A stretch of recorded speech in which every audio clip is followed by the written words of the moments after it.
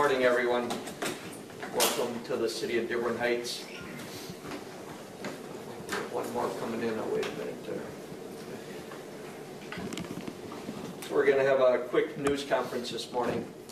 I just want to begin by saying on behalf of the city of Dearborn Heights, our employees, fire department, police department, all our city workers, our thoughts and prayers go out to the victims of our incident from this morning. So, my name is Chief Lee Gavin. With me this morning, we have Captain Michael Petrie, and Captain's going to do some talking. Behind him, we got Mayor Dan Pletko, City of Dearborn Heights, Lieutenant Mike Krause, in charge of investigative services under Captain Petrie, and Sergeant Boyles, and we got our fire chief this morning, Dave Brogan.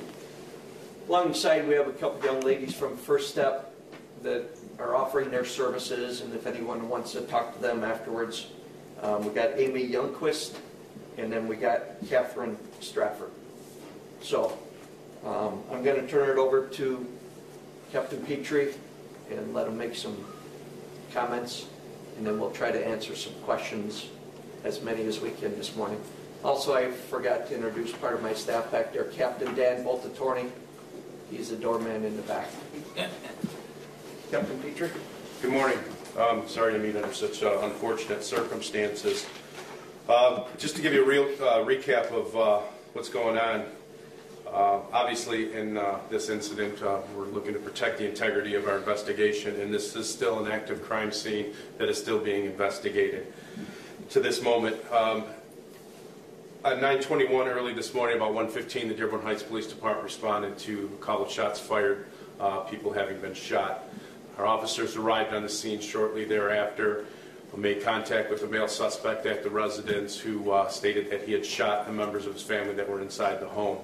The officers then were able to ascertain that, in fact, 4 individuals were now deceased at the residence. The suspect was taken into custody, and all this seems to have stemmed from a domestic violence-related incident. We do have the suspect in custody, so the to calm the fears of the public, they're safe. We are continuing our investigation at this time, and look hopefully to arraign the subject within the next day.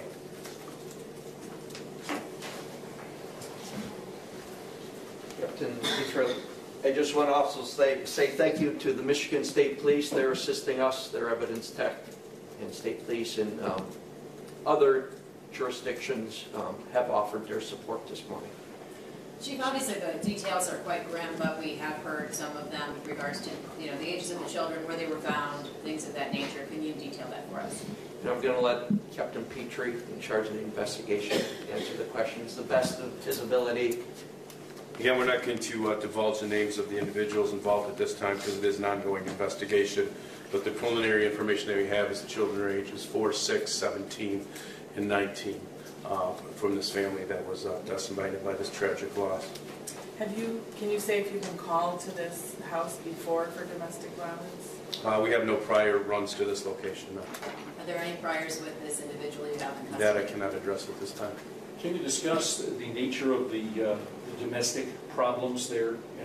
No, I'm not going to get into the investigation in regards to exactly what happened at the scene because, like I said, it's still an active investigation. We're still continuing our investigation at this time. Is it accurate that you went to the house expecting trouble and that you were on a high alert when you got to the house?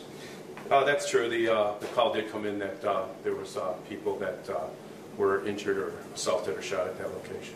What specifically did he say? He made the call himself, correct? Your suspect? The call was made by the suspect himself, but again, I'm not going to get into that as part of the ongoing investigation. What happened when he came to the porch and you saw him? The suspect was taken into custody without incident at that time. Is he being talkative, cooperative now? Again, part of the ongoing investigation. I'm going to get into that. What can you tell us about the mom in all of this? What's her condition now? Her condition, I believe, is stable. It does appear that her injuries were not life-threatening, and hopefully she will make a full recovery. And as Chief Gavin said, our prayers go out to the family and the friends of the individuals that were involved in this. What were her injuries? I'm not going to get into that right now. We heard she was stabbed and shot. What has she been able to tell you at this point? Again, it's part of the ongoing investigation. I'm not going Has to she get been into able to that. talk to you? Again, part of the ongoing investigation. We're not going to get into that. Did you say all four deaths were shooting deaths? No, I did not. As we understood it, the two of the children were actually killed by carbon monoxide in the car. Can you give any background on that? Again, part of the ongoing investigation. I'm not going to get into that. And you can't say if she was leaving him or if that was ongoing? No, like I said, this is still an active crime scene. It's a fluid environment, and we're still working on it, and I don't want to give you any facts that aren't completely accurate. Does the suspect have a criminal past? Again, I can't give you that information. Any background on the father, husband, whomever it was that called this in? Again, I'm not going to get into that. How old an individual was he? Of age to have children, I'm not going to get into the specifics of it. You can't provide an age as to the suspect you have in custody? No, I don't. I don't have that information with me right now as to an exact age. Do you know how long they've been living in the house? I do not. Can you confirm that he was a felon at one point on? I will not. Is there anything you can tell us that, I mean, this is a news conference, you all called, there's been a lot of information already out there. Well, I understand that. I understand that, but again, it's an ongoing investigation. The integrity of the investigation comes first. He is the father to the biological father to the two younger children. Correct. Have you been able to reach the father of the two older children? I don't have that information. No. Like I said, this just happened a while ago. We're right in the middle of the investigation. We want to protect the integrity of the investigation, and that's the information that we have at this time. When will he be arraigned? Within the next day. Can you confirm the mother was the mother of all four? Yes, I can. Can you talk about just the difficulty of encountering a situation like this? Obviously, it's a horrible, horrible situation, and it's got to weigh on the folks you all who are trying to do this investigation. Yeah, I don't think anybody can prepare themselves for this, and going back and trying to stretch my memory in my 30 years in law enforcement, I can't recall a crime of this magnitude happening in the city of Dearborn Heights. Obviously, it's not a crime that we can police on a regular basis like drunk driving or anything like that. These are family situations that happen in the best of families and the worst of families, and then obviously in this incident it was extremely tragic results in the end. And how many domestic violence cases have you had in the last month? Do you see an increase? Do you have a lot? Can you talk about? Well, I think any community, especially a bedroom community like Dearborn Heights, where you have a lot of families and people that live together, are going to see a significant amount of family troubles, domestic disputes, things of that nature. But as far as facts, statistics, no, I don't have that information with me. Captain? Yes, sir. You described the scene of the house, neat and tidy. Was there signs of a struggle? The house was a very nice residential home in our south end of our city of Dearborn Heights. Very well kept up. Any We have signs the of- victims as 4, 6, 17, and 19. What are the sexes of those people? There was 2 small female children, and then 2 older adults that were 17 and 19. One was a female, one was a male. Autopsies are underway now.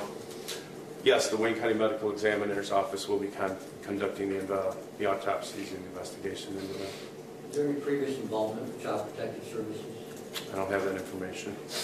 Did the suspect show any emotion when you all pulled up? Again, I wasn't the arresting officer. The officers that did respond to the scene did state that they took him into custody without incident. Did you recover a weapon, any gun or any other? The evidence of the case I'm not going to get into. What was his demeanor in the 911 call? Was he calm? Was he hysterical? Can you just give us characterize that? The 911 call came into the Dearborn was initially sent to the Taylor Police Department and then transferred to the Dearborn Heights Police Department. I have not been privy to the actual listening of the tape, so I can't make comment to that. Does your department always use state police for these investigations? Well, an investigation of this magnitude, we welcome the assistance of the state police. Obviously, we all know in this technologically advanced stage that we're in society with all the different types of crime scenes that can be processed and the tools used them, they're the ones that are most well equipped, and we ask for and welcome their assistance. Mr. Mayor, would you mind stepping up and sort of helping us with your perspective on this? Well, it's devastating for the community. This is not something that normally happens in Dearborn Heights.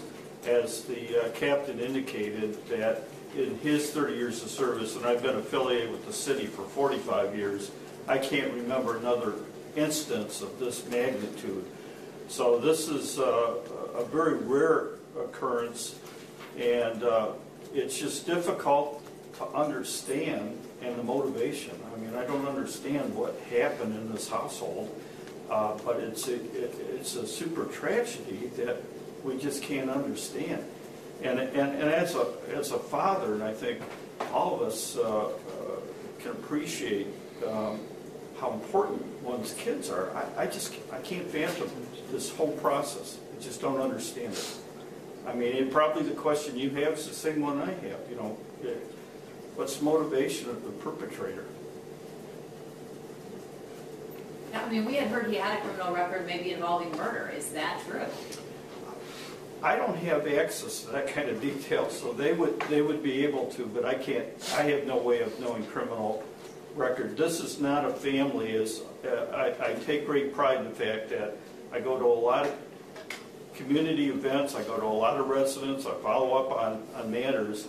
I have not been to that particular house, and as we saw from last night and this morning, it's a very well-kept house. There's no reason that you would ordinarily think that there's something unusual. There's a nice pool, an extra yard. The house is landscaped nicely. It looks like a nice home that a family was living in. So there was no calls that we had for ordinance from my office of any conflict with neighbors or anything of that sort. So there was no, I don't believe I ever met the individuals that resided there. And the other question is, we don't know, right now I haven't had a chance to check how long they have resided there. Ray, I know this was touched on just a little bit ago, but can you also speak to just the first responders, kind of what you're hearing from them and how they may be doing? Well, we provide for both our police and fire, we do have on retainer psychiatric services for all of us, and I know that because this kind of a situation does have an impact, and we used it very extensively when Corporal Mankowski passed away. And I remember having been on that particular scene, I actually took advantage of it too, because many of us were having nightmares. But it was a little different. He was an officer, but that is being provided, and there was concern for all the first responders as to how they were holding up, and that question was asked by the command staff to those officers that were first on the scene.